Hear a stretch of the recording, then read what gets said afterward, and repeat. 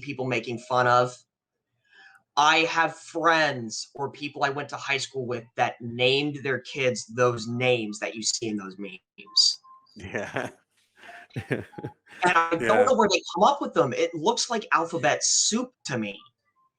It looks like they took a very basic name and took a bunch of extra letters and just threw Scrabble tiles at it and said, "Well, we'll figure out how to pronounce that." That's like the Welsh language. Yeah, it's basically the Welsh language. So look, you obviously went through pregnancy throughout lockdown. Yep. What was that like in obviously of the day of the birth then? Because I've heard so many stories over here where dads have not been allowed into the. Oh, what was it like for you guys? we got lucky. So we go through several of her OBGYN appointments after she comes back, and all is well, all is fine with us, going in there. And then about early to mid-September rolls around, and all of a sudden, due to a COVID spike in the county where her doctor was, I could no longer go into her OBGYN appointments. And so I constantly was I would drive her to her appointment. I would park, help her inside if she needed it, and wait for sometimes an hour. And then when it came to the day of the birth, she was induced. She went ahead and opted for voluntary induction at 39 weeks. And I was allowed to be there. Okay. If anyone besides her and I was in the room, so doctors, the medical staff, or the housing staff or anything like that, we had to have a mask on. If I was outside of her room, I had to have a mask on. If I was within 25 feet of a hospital entrance, I had to have a mask on. My dad was not allowed in the hospital at all. All pregnant mothers who were going to be giving birth were allowed one guest. Yeah. And so my dad, after falling and breaking his right hand, mind you, because, here in America, we drive on the right-hand side of the road. He broke his right hand and then drove completely left-handed the 2 hours from the town he was visiting a friend in down to where the hospital was and parked outside the hospital and waited. We got there at 8 a.m. He got there at about 9 or 10. Or yeah, we got there at 6 a.m. He got there at about 10, roughly. And my daughter wasn't born until almost 7 p.m. Yeah, 6:34 p.m., almost 7 p.m. My dad sat outside the hospital because he couldn't be there for the birth of his granddaughter. Wow. I will say that we're lucky. There have been stories going around, especially in the worst parts of the country and the state, where they would screen the father for COVID. He was allowed to be in there for the delivery, hold the baby once, and then was ushered out. Oh. Yeah, it's such a shame that so many parents have been robbed of because I remember back to when we had our little lad, and we had him out, and then the next day all the friends and family come to the hospital to see him, and that's brilliant. And the fact that all your friends and family can come and share in that moment with you, that's been robbed of so many parents because of what's happened in the world. Well, and thanks to how America works, we had her on Election Tuesday in America. The presidential election was going on. Okay. And we're sitting in the hospital waiting on a baby. And so she was having me check my phone and update her on election results all day as they came in. But we had her on Tuesday, and I was part-time at my job at the time. I was going to be transitioning to full-time. I ended up transitioning to full-time about a month later. Okay. I had no paternity leave and no vacation.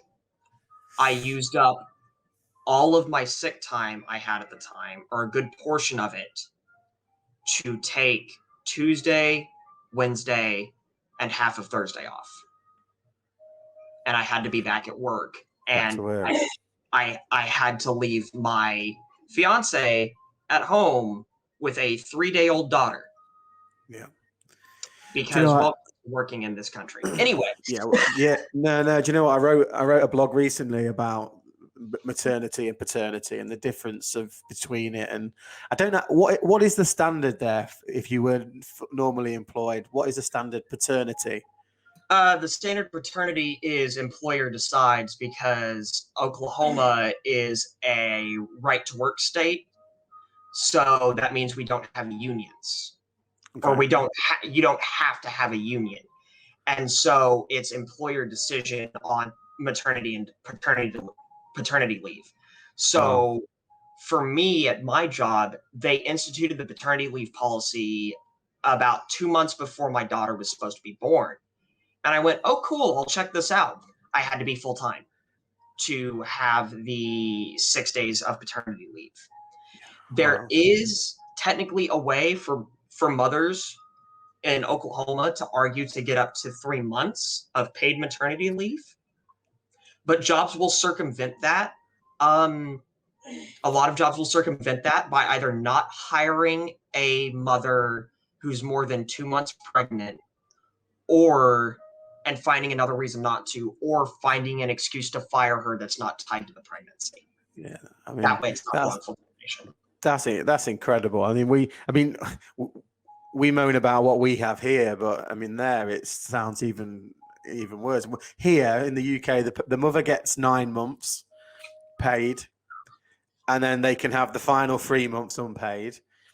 Dads get 2 weeks, which is, that's atrocious. Yeah, it is, and that's what I wrote about the other day, because I was talking about how so Finland are one of the only countries in the world where fathers spend more time per day with their children than their mothers.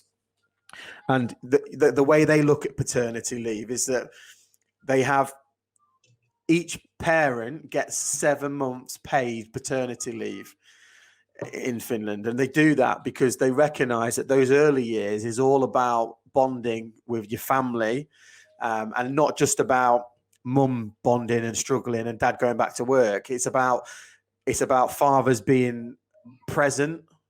Yeah. And yes. That's how it should be. Yeah, that's how 100%. It should be. Because what I was working, where I work, sorry, she's stepping outside, but where I work, I don't work a 9 to 5. I work at 11 a.m. to 9 p.m. Okay. So my daughter is down for a nap when I leave. She's usually napping when I'm on lunch, which means I don't get to see her until after I've worked all day at 9 p.m. And she's just woken up from a nap. And that is, I'm grateful for the work. I actually really like my job. I love the people there and everything. I don't have a problem with them. I have a problem with the standard that, oh yeah, dad needs to go be working a 9 to 5 job and be, emotionally distant from his kids and be there for discipline. And that's it. That I almost call it a 1950s. Yeah.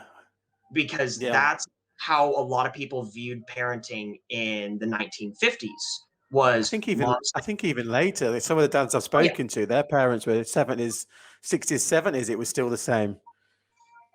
Meanwhile, my mom worked a higher position at DHS than my dad did and ended up being the technical breadwinner for several years because he didn't make as much in his retirement when he retired at 62 as she did at her regular job.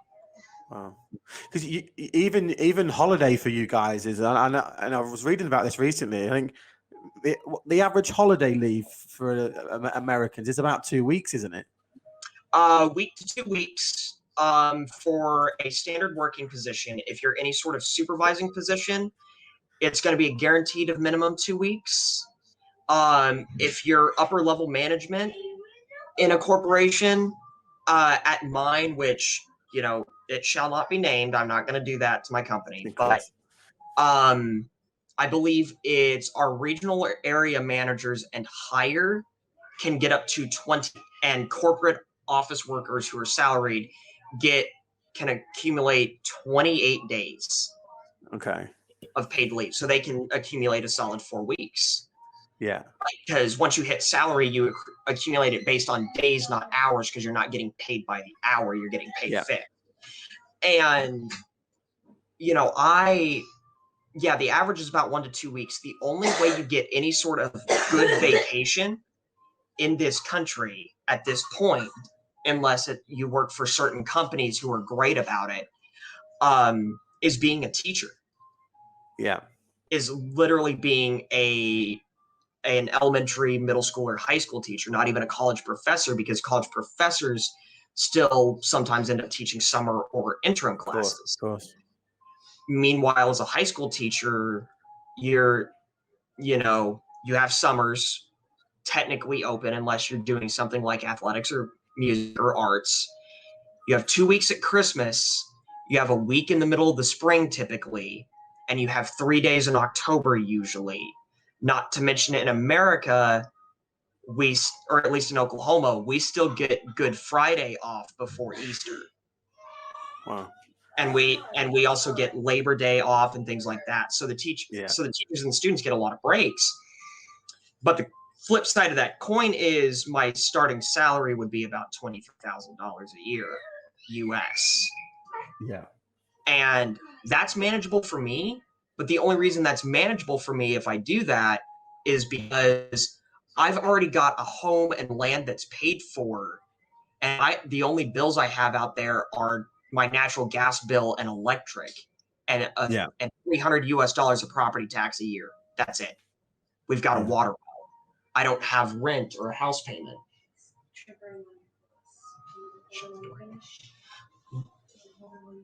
Yeah, I can. My daughter decided to engage with me, so she gets to be kind of on camera. She's still kind of short, but that's just the way it is in this country, and I hate that it's the way it is, because it's such a shame, because you've got so many amazing places to holiday as well. Exactly.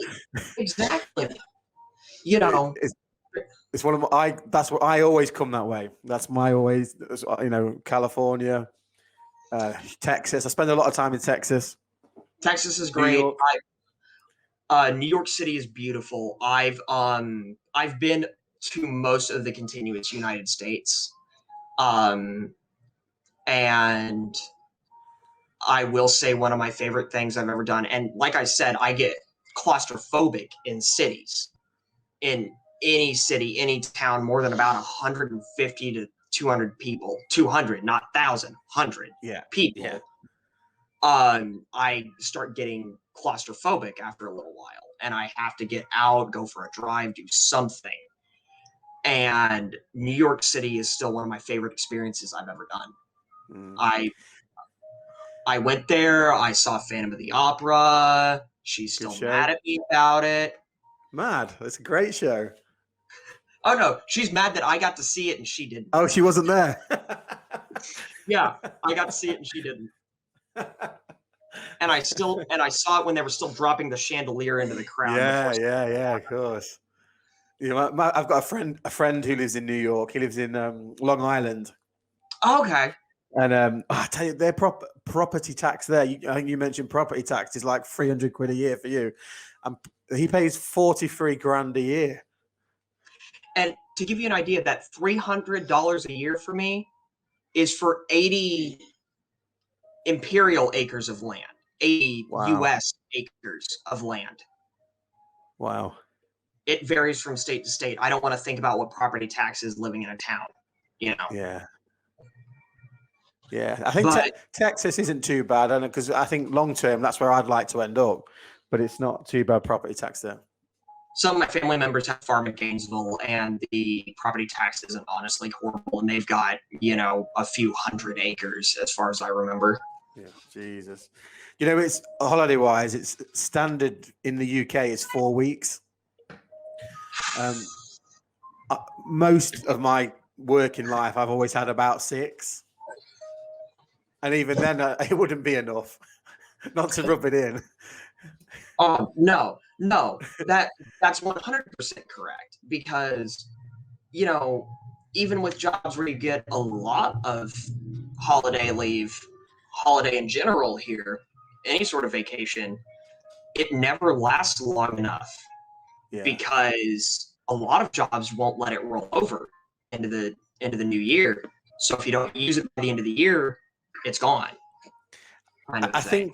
think business as a whole is going to evolve over with what's happened with this COVID situation. I started a business last year, and we actually put in unlimited holidays, so you could have unlimited holiday.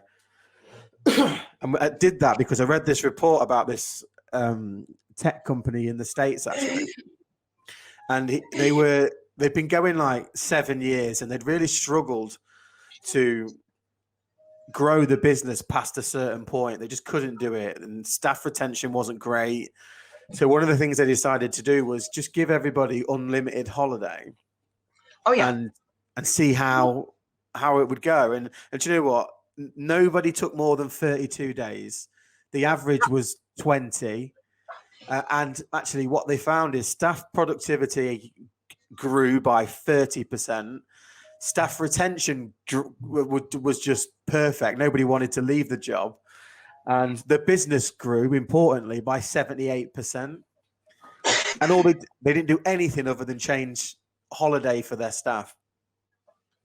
Well, like in America, unless you're, again, certain jobs will let you do this, but for the most part, if you wake up and you're having any sort of mental health issue and you just need to take a day, it doesn't matter what's causing it. If you've got clinical depression and it's a bad day, or if you had a family member who just died, only certain jobs will let you call in for the reason of a mental health day. Okay. And that is absolutely wrong. Absolutely screwed to me. Especially because it helps contribute to that stigma that men aren't supposed to show emotion. Of course. Yeah, of course. That we're not supposed to be emotional. We're not supposed to be depressed. We're not supposed to do any of that. We're just supposed to be fortuitous and strong. And I mean, I know it's ironic me saying strong. I weigh 115 US pounds. But, we're supposed to be like that. Yeah, and 100%. There have been days, and she can even attest to this, there have been days where I just wake up and I'm like, give me 3 good reasons why I don't just call in and quit, because I'm just done right now. And it's not that the job's bad. It's that my mental health just decided to take a nosedive. Yeah. And I end up having to go and work through that. And especially when I was working and going to school, that was a nightmare. And only so much can help. I've tried anxiety medication. I've tried depression medication. The best thing that's worked so far, and it's not even 100% effective, is a very fat cat who's currently laying down on my bed that I've had since he was 4 months old. But, even that's not going to be effective. There are just going to be days where you need to take the day off. I remember reading this story. It's about a job here in America, because thankfully there is still employer will. So if an employer wants to let you have mental health days, they'll let you have them. They'll pay you leave on them and everything. And I wish it was the standard. I saw this story of this HR worker who, an HR representative, someone came into her office, or it was a supervisor. One of her workers came into her office and said, "Hey, I need the day off tomorrow and she said, "You've got it." And the worker said, "Well, don't you need my reason?" "No, I don't. It's your life. If you need to take a day off, take the day." Yeah. And I wish that was the standard. Yeah. Yeah. Because I've been in management for a little while, and I would often have people come to me and say, "Oh, can I have this?" And I'd be like, "Yeah, sweet, no problem." But then my boss would always be like, "Well, why do they need it off?" And I'd be like, I don't know. Why would I Does it care? matter? No. Yeah, it's like, does it really matter? You know, my boss, for example, my dad gave me a call a couple weeks ago. I was in the middle of driving one of the company vehicles, and he gives me a call, and of course I'm going to answer because my dad's calling me when he knows I'm at work. So that means something's wrong. Yeah. And apparently, my father is heavily asthmatic, as am I. On top of that, he's got compounded chronic COPD and bronchitis. And he had run out of all of his medication except for his nebulizer. He didn't have a rescue inhaler. He didn't have his daily medication, nothing. And he had no way to get to town because he was so sick from being out of his medication. So I went to my boss and I said, hey, I know tomorrow's Saturday. I'm supposed to work 7:45 to 5 or 6. I said, can I come in, do my morning stuff, and take sick leave and leave? And he said, yeah, take care of your family. And I wish that was the standard. Yeah. Because, you know, it's that big thing of, because of the good relationship I had with my father and how honestly good he was at raising me. He was a great father. Me seeing him be in pain, be sick, honestly can be a detriment to my ability to parent. Yeah. Because I'm seeing this man that I've always viewed as strong, doesn't matter if I viewed him as human or not, and now he's weak. What do I do? Yeah. Yeah. Yeah. It's, I had my mum, when we lost her, she was poorly for a long time. And, growing up, she was the strongest woman I'd ever met. Like, she was super strong. And then to see her as she was, it's not nice to see that. No, my mom was always that way. My mom worked 5 days a week, and then worked an 8 to 5, 9 days a week, and then woke up early on Saturday mornings to do housework. And Sunday morning, she was up by 6 o'clock getting ready, and she would go teach Sunday school at church. And she was going and going and going. And then cancer happened. And it all went to hell, Yeah.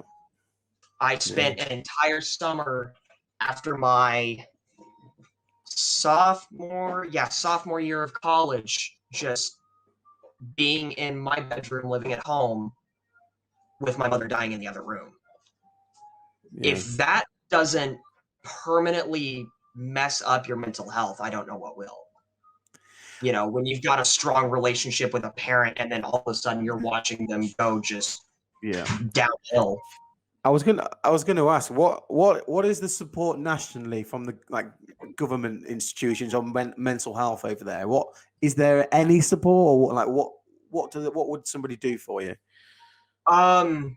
So at least when I was in college, we had free counseling services through the college. Okay. With trained psychologists and counselors. Mm-hmm. All of them had, their license, their LPC, their licensed practical counselor or licensed practicing counselor certification. But other than that, it's non-existent. There's no such thing as a free mental health clinic here. It's, what does your insurance pay for? Have fun with the rest. Because America's still on private insurance. Yeah. Like, we do have state insurance, but you have to qualify for it. It's either you've got to make under a certain income limit, or you have to be over the age of 65 to get Medicaid. Yeah. Or Medicare, excuse me. As a Brit, watching how you guys do medical care is just incredible. One of the richest countries in the world, and if you look at our service, is NHS, it's completely free. Whatever ailment you have, free. My two perfect examples of how it goes are the medications my dad and I need to live. I'm not on his insurance anymore because I'm turning 25 soon and I went full time at my job. So I'll sign up for corporate health insurance. My copay for my asthma medication is $50. If I didn't have insurance, it would cost me almost $400 every 30 days. Wow. For a medication I need to live. That's the insane. entirety, with my mom having cancer, after insurance, because she first got cancer in 2011, and then it was off and on, off and on. It went away for about 2.5 years. She was about to get cleared to come back every 6 months for a PET scan. And she went from January to March, and when she hit, or January to April, and in those 3 months, she went from nothing to stage 4 terminal, just virtually overnight. But paying for all of her treatments, including the experimental that we tried that ended up making it worse, to the home health care, to everything else, after insurance was about $300,000. Jesus Christ. Without insurance, it would have been something like 2.5 million. Do you know, I read somewhere the big, and you can tell me it's rubbish if it is, but the biggest source of debt in America is medical debt. That's correct. Medical debt and then student aid debt are the two biggest sources of debt in America. They're bigger than credit card debt individually, because credit debt is very easy to pay off. Medical debt, my parents have filed medical bankruptcy before, because even with insurance, it was that expensive. Because go ahead. When I was in Dallas about 6. My friend got married in Dallas 6 years ago. Okay. And that's where I fell in love with Texas, actually, because that's where I was. But I got talking to one of his wife was from Dallas, and I got talking to one of their friends, and they were talking about, they just had a kid, and they were talking to me about how it just cost them, I think it was like 25 grand to have this kid. I was like, how the hell does it cost you? Obviously, at that point, I didn't understand that you have to pay, and I was like, people chuck out kids here, left, right, and center, no problem. And I was like, how the hell does it cost you 25 grand to have a kid?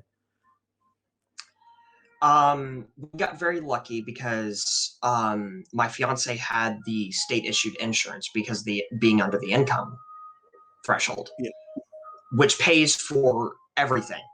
It pays for doctors. It pays for ER visits. It works basically just like you guys' NHS. It'll pay for everything, and it pays completely for up to 6 medications for her a month. Okay. And thank God. Yeah.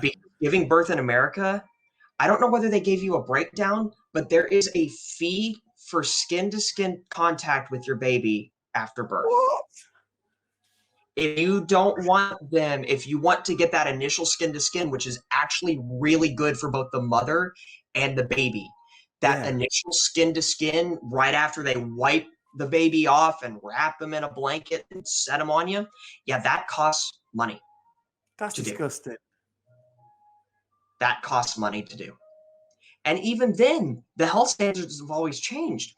The perfect illustration of that, I was born in 1996, and I have a photo. There's a whole album of baby photos of me. There is a photo of my mom cracking open her soft case and pulling out a cigarette with her lips in the maternity ward, because that was fine. Yeah. Nowadays, you can't smoke within 100 feet of a hospital entrance because they realized, oh yeah, we have concentrated oxygen in here. That could explode. But, you have to pay for skin to skin. You have to pay for the bath. You pay for the delivery. You pay, depending on how many people as well, for the delivery. Like Michaela, my fiance, she had a formal midwife who was the midwife issued by the hospital, who works for the hospital. 2 other RNs, and then the OBGYN had to come in at one point and use the vacuum bar to try and get my daughter's head loose. Looked really awkward because Michaela wanted me up by her head, and it looked like he was crowbarring my baby out, and I was a little concerned. Yeah. But so there was that fee. There's also the fact that your baby isn't obviously checked out by an OBGYN, they're checked out by a pediatrician. So you pay for the pediatrician as well. And even then, in hospitals, they don't allow co-sleeping with a baby. So that first night, when she's less than a few hours old and all she wants to do is be held by mom and dad, Yeah. she has to be in this horrendous rolling bassinet that's basically just a plastic tub on a shelf with blankets in it, blankets and padding. She has to sleep in that. During the day, when the nurses come in and check regularly, co-napping is fine because you don't sleep as hard when you nap. Yeah. That first night she had to sleep in that bassinet, neither Michaela or I slept more than about 20 minutes at a time because she was so upset. Yeah. And was crying. And the worst part about it, and I'm actually basically calling out 90% of hospitals in America because this is what they have in the post-delivery rooms. What I had to sleep on that night was less than a single bed. It was literally a chair that pulled, those big hospital chairs with the leather that pull out into basically a long mini single bed. I had that to sleep on if I didn't want to sleep on the floor. Jesus. And a hospital blanket. Yeah. It got to the point at night that I couldn't get up and comfort Melody anymore. My back locked completely. Yeah. Thankfully, I was in the hospital, but... Well, that'd have cost you. Someone to look at that. Oh, yeah, that would have cost me. That would have cost me a pretty penny. Do you know, British people lose their mind if they have to pay an extra £1 on their parking at the hospital? Oh, God. You guys only pay like £1 at the hospital? No, like £4 for the day. £4 for the day, really? You don't want to hear what it is in America at the big when you don't just have to park in the emergency parking. If you want to park in the actual garage, you're averaging $10 Jesus. for 4 hours. Yeah, it's crazy. Yeah, if you go to one of the big hospitals that has an actual garage and the cars and the parking lots, the layered parking lots and everything, you have to pay money for that. Now, smaller hospitals, you got free parking, you know, and you've got outpatient parking designated and things like that. But those bigger institutions, yeah, you've got to pay for the parking garages. You know what you need to do next time, don't you? Besides walk. Keep me in shape. Next time you want to have a baby, you need to come on holiday to the UK. Exactly. That's it. Yeah, come here, have your baby, go home. I'll do the opposite of what the Prince and Meghan did.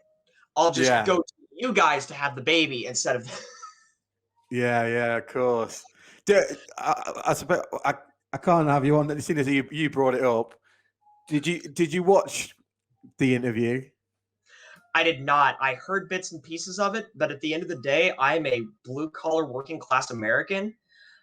I could not care about a female billionaire, and as much as I love them, a couple millionaires talking about oppression in America. Struggle. Thank you very much. I could not handle that. Yeah. Do you know, I had a podcast the other day, and we were talking about that. And I was saying, you know, because he was complaining about how his dad's cut him off. And I was like, you know, I have little sympathy for a 35-year-old millionaire complaining that he's been cut off by his dad. Yeah. You know how my dad got cut off? My dad was 15, and my grandfather said, you can either stay in my house and abide by my rules, or you can get out. So my dad got out at 15. Yeah. With nothing else to his name. That's being cut off, Cut you off. multimillionaire. Yeah. When you're a Yeah. multimillionaire and you have assets that actually are yours that contribute to that, like he has, that's not being cut off. No. That's I'm not funneling more money into you. You've got enough. Yes. Yes, 100%. What's it been like over there? Because over here it's been very mixed. Whereas the news that we see from here, from you guys, is that very much back in the Prince and Meghan. Things have been interesting. They've been trying to get the third round of stimulus checks out. I didn't see the first one or the second one. Okay. Because my dad claimed me as a dependent for 2019 on his taxes because he legally could. And I'm over the age of 17, so he didn't get one for me either, which is mind-blowing. It's mind-blowing, first of all, that we're getting a third payment of $1,400 in the last year. I was going to say, what have they done over there? Because over here, so we have this system called furlough. So we have furlough payments. Mm-hmm. My wife works in the hospitality sector. So for the last year, it has been shut completely. So she has essentially been at home, and the government have paid 80% of her salary for a whole year. What's happened over there? You got, if your company had to lay you off due to COVID, there was severance pay. If you were salaried, and then you can file for unemployment. And that's it. And what's unemployment? What does that get you? So it depends. It really varies, but unemployment usually pays at a maximum about $1,500 to $2,000 a month at absolute maximum, which, for a person like me would be a lot because I don't require a lot. But if you're someone that was just working a $50,000 or $60,000 a year job and you just got laid off, that's insulting. I had a friend, in fact, my daughter has 2 sets of godparents, and one of her sets of godparents, they were doing great. They got a mortgage and bought a house. The wife was about to start student teaching and had a job lined out. The husband was working for Boeing.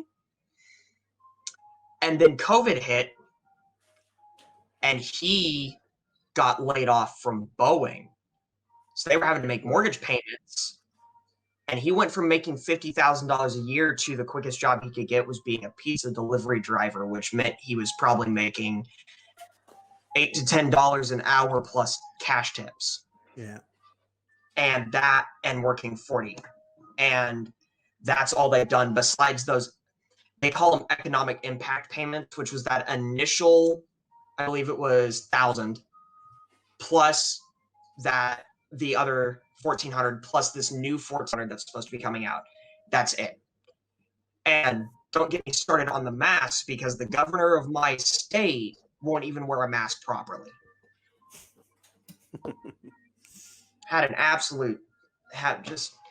It's been a time.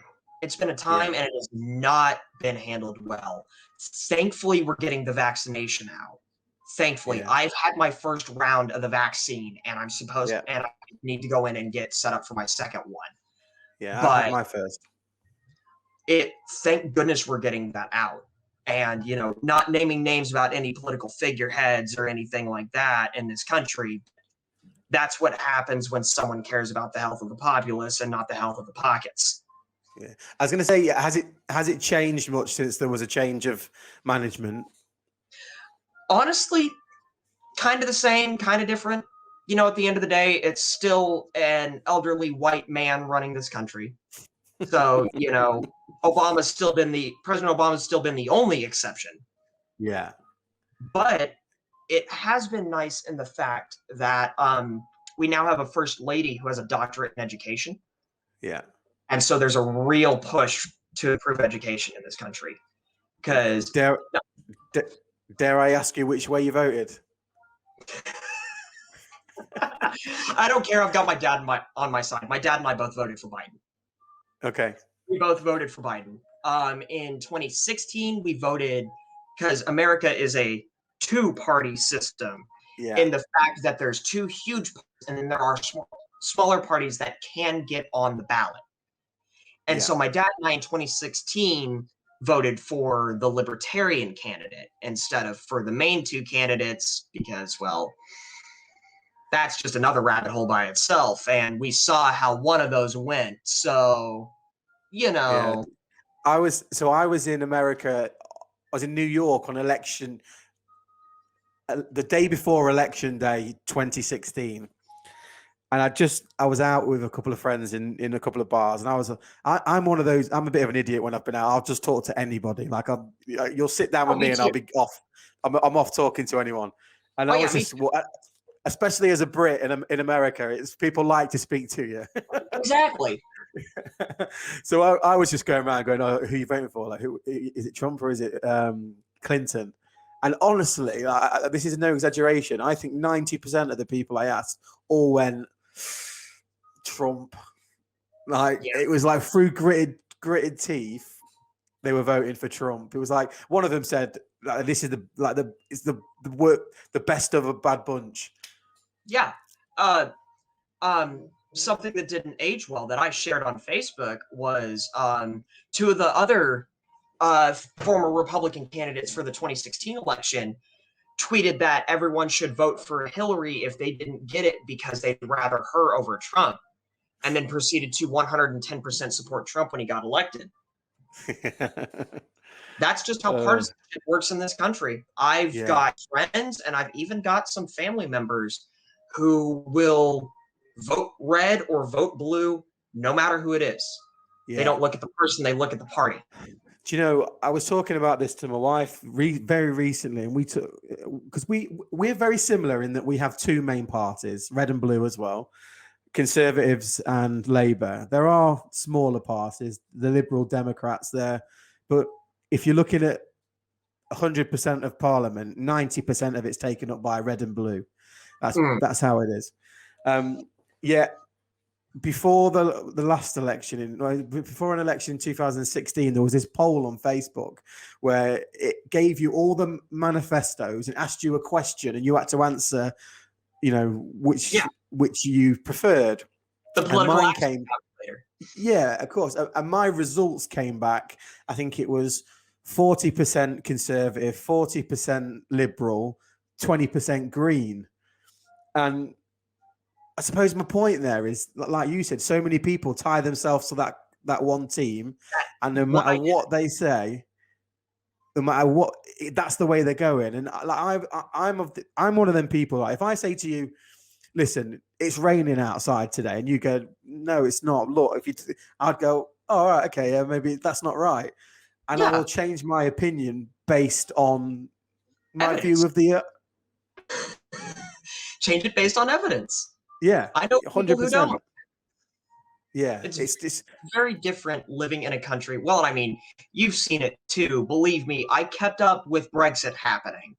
I kept up with all that crap. Yeah. I was not impressed with anything. I was really not impressed that we elected Donald Trump and then you guys ended up having a prime minister with the exact same hair. That's what confused me. Oh, Boris. Dude, people get so angry. Like, even in this country, people get so angry about Trump. And my business partner is so liberal. Like, he's super left wing, and I'm somewhere in the middle, probably leaning right, if I'm being completely honest. But I can be liberal on a lot of things. But I run a business now, so I always aim for more of the business party, right? So. But like, he will get so mad about Donald Trump, and I say to him, like, "Mate, why do you care? Like, why do you care about who the president is in America? What difference does it have to you here in the UK? Like, honestly, what difference? Do you have trade deals that are impacted? If not, doesn't matter." And I always say as well that, like, because people compare Boris to Donald. Oh God, no! They're vastly different people. But here they say that they're the same, right? But I always say, look, it doesn't matter who you vote for. They're all the same. They just wear a different color tie, a different color shirt. They are the same. They went to the same school. They went to the same university. They drink in the same pubs. They're all the same. My life doesn't really change too much, no matter who gets in power. So why are we so militant either way? I don't know. Well, it's like my dad said, because my dad taught history and government. And so he's got a really good analysis on it. We in America, and I don't know your view on the UK, but you might adopt this. We in America have the best government money can buy. Yeah. Who can come up with the most money and put it in someone's pocket? That's who's going to get the perks. And I hate corporatism. I really do. Corporations, I view them as a necessary evil. I hate corporatism in politics, because corporations are not people. People make up the corporations. If you don't take care of the people, there's no corporations. But welcome to where I live, where you can't even take one of my managers can't even take her vacation leave until she's been there 6 months. Yeah. America's got a whole gravy train of problems. It's so bad with the media. I literally use BBC America and The Independent. That's all I use for my news. Yeah. Because everything else in America is so biased. Because I've got people who swear by one major media news outlet. I've got people who swear by another. Yeah. It's I remember Fox, CNN. I mean, they all, like we said earlier, they've tied their flag to that mast, and that's the way they're going. And the way they report the news depends on who they're leaning towards. It's a perfect example, too, is when I was and I'll say this right now, I went on a tour of Israel, my dad and I did, through my church, and it was beautiful. But going to the hotels, funnily enough, CNN was the hardest station to find, but they had US Fox, which was really confusing until I thought about it. And then I went, oh yeah, the Republican Party's the one that backed Israel. That's why. And so, I mean, it was still great, and I have no fault for the Israeli people or government, but the media anywhere is gonna get biased. It's really hard to find unbiased media. It's like that here. We have our papers and our news channels, and they're exactly the same. They pretend not to be. They really try hard not to be, but they really try to pretend that they're not, but they really are. Oh no, in America it's very easy to tell because both stations are going to have people screaming. Are they screaming with a certain accent? That's how that works. Okay. Growing up in the South, I know. Like when I was in Israel, people loved talking to me because I've got, especially when I'm around my father, I have a very thick Texan Southern accent because my grandfather, his father, spent a majority of his childhood in Texas. And so Papa had a thick Texas accent. We get down to my dad's sister and her family. They live in Little Dixie, which is, Little Dixie's a region of Oklahoma right north of Texas. They've got that thick Texan accent, and I get it too. So I've learned to pick out the accents fairly easily because if I hear someone speaking with a New York accent or something like that, then chances are I'm listening to one side versus if I hear someone with a Bostonian or a Southern accent, I know immediately which side. It seems bad. It seems almost racist, but the sadness is in the accuracy of it. Yeah. It's why the two Kingsman movies are two of my favorite movies of all time. Yeah. Because they decide to commentate on everything and screw the stereotype. Kingsman 1 had an American president that was black with a blue tie, and Kingsman 2 had an American president that was white with a southern accent and a red tie. Why not? Parody it. Let's do it. Why not? Why not? Listen, James, we're gonna have to wrap it up there, buddy. But listen, we went way off topic. Oh yeah, we did. I enjoyed it though. I enjoyed that. I do like the political debate. Oh yeah. If you can't have a good, healthy debate, we'll never progress as a society, which is why America still doesn't give leave. No, that's it. Listen, James, it's been brilliant speaking to you, mate. Keep in touch, and I'll let you know when it goes up. It'll probably be in a couple of weeks. Okay. When it's going on, but appreciate you coming on. Of course. Anytime you want to have me, just shoot me a message.